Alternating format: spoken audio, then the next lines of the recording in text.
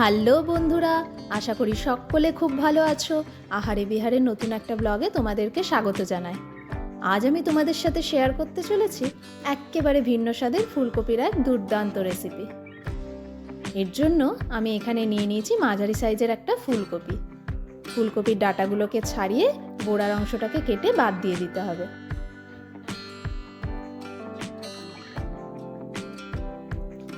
ছুরির সাহায্যে ফুলকপির গোড়ার শক্ত অংশটা যতটা সম্ভব এখানে কেটে বাদ দিয়ে দিতে হবে।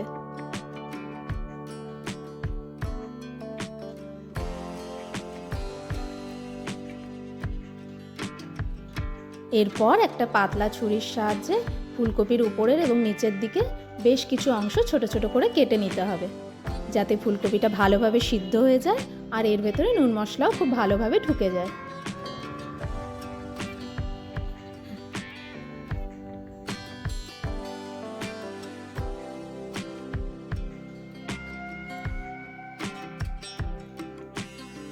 এরপর ফুলকপিটা ভাপানোর জন্য আমি কড়াইয়ে নিয়ে নিয়েছি পর্যাপ্ত পরিমাণে জল আর দিয়ে দিয়েছি বেশ খানিকটা নুন।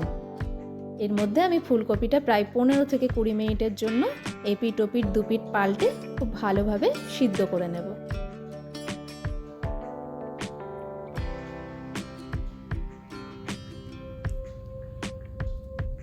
অন্যদিকে আমি একে একে বাটা মশলাগুলো রেডি করে নেব।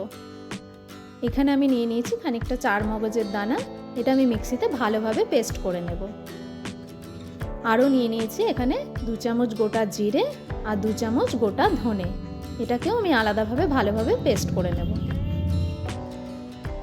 আমি এই রান্নাটাতে বেশ কিছু বাটা মশলার ব্যবহার করেছি, যার ফলে রান্নার স্বাদ যেন আরও দ্বিগুণ বেড়ে গেছে।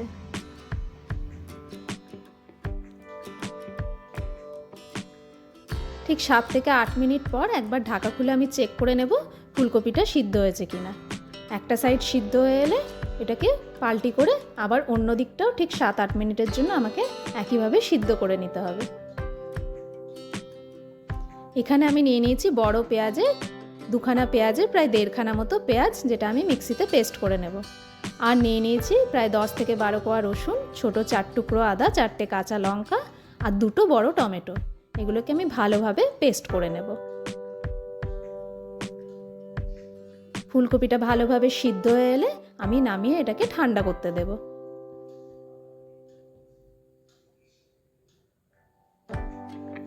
এদিকে আমি ম্যারিনেশনের জন্য একে একে নিয়ে নিচ্ছি পেঁয়াজ বাটা, রসুন বাটা, আদা লঙ্কা বাটা আর টমেটো বাটাটা দিয়ে খুব ভালোভাবে মশলাটা মিশিয়ে নেব।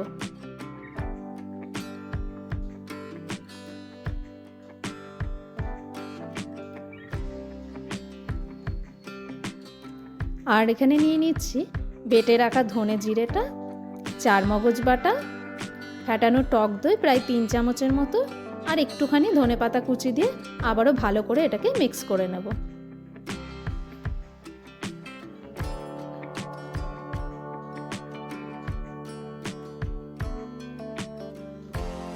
এরপর এতে আমি একে একে গুঁড়ো মশলাগুলো অ্যাড করে দেব।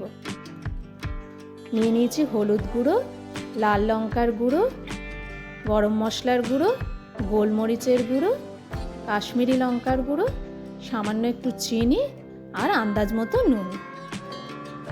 এগুলোকে দিয়ে আমি মশলাটা বেশ খানিকক্ষণ ধরে খুব ভালোভাবে মিশিয়ে নেব।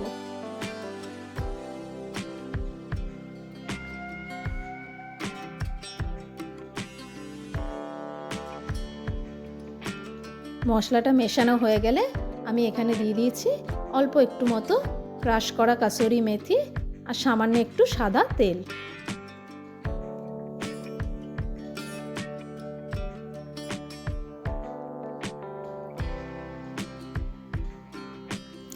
সব মশলা ভালোভাবে মেশানো হয়ে গেলে আমি এর মধ্যে দিয়ে দেব সিদ্ধ করে রাখা ফুলকপিটা। এরপর ফুলকপিটাকে ভালোভাবে কোট করে এপিট ওপিট দুপিট পাল্টে মশলাটাকে খুব ভালোভাবে মাখিয়ে প্রায় আধ ঘন্টার জন্য আমি ম্যারিনেশনে রেখে দেবো চাপা দিয়ে।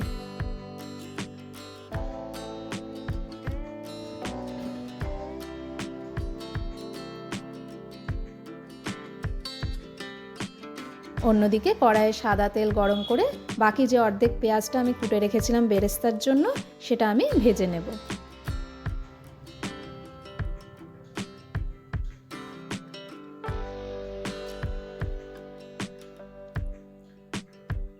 পেঁয়াজ ভাজা হয়ে গেলে তুলে নিয়ে সেই তেলেই আমি দিয়ে দেব মশলা মাখানো ফুলকপিটা আর মশলাটা।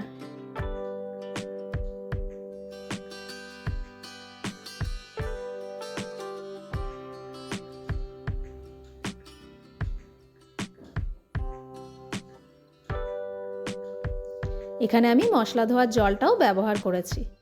এরপর আমি চাপা দিয়ে প্রায় 20 থেকে 25 মিনিট মতো লো ফ্লেমে রান্নাটাকে হতে দেব। 20-25 মিনিট পর যখন মশলার কাঁচা গন্ধ চলে যাবে আর গ্রেভিটা যখন একটু ঘন হয়ে আসবে তখন বুঝতে হবে রান্নাটা কমপ্লিট হয়ে গেছে। এরপর নামিয়ে গরম গরম সার্ভ করুন। ভাত, রুটি, পরোটা, পোলাও সব কিছুর সাথেই জমে যাবে ফুলকপির এই দুর্দান্ত রেসিপি।